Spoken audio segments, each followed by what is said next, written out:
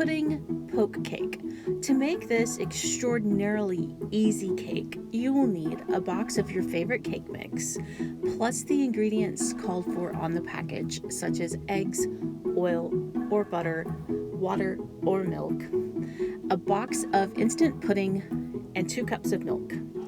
The first step is to make your batter. Combine the cake mix according to package directions.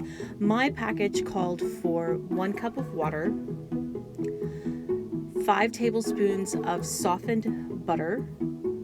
My kitchen was quite cold, so I sliced the butter into small pats, and 3 eggs.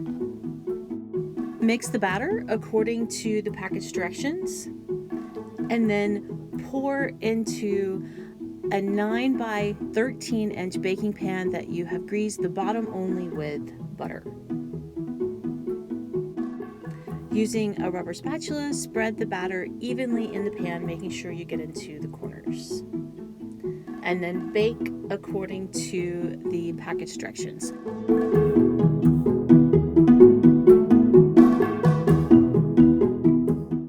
Cool the cake in the pan for 5 to 10 minutes, and then using the handle of a wooden spoon, poke evenly spaced holes all over the top of the cake.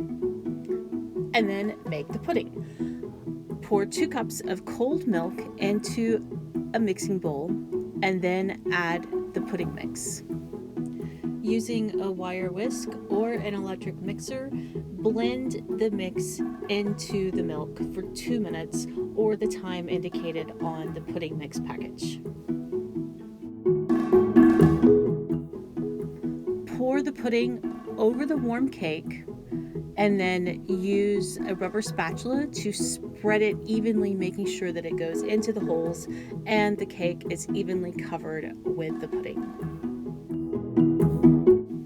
Refrigerate for 2 hours or until the pudding is set and the cake is completely chilled. And then serve.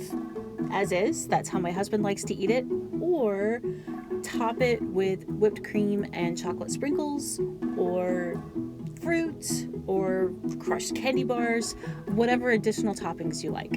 I keep it simple with just a generous dollop of whipped cream and shaved chocolate. I hope you enjoyed this video. For more videos and recipes, please visit us at arkansasonline.com/cooking.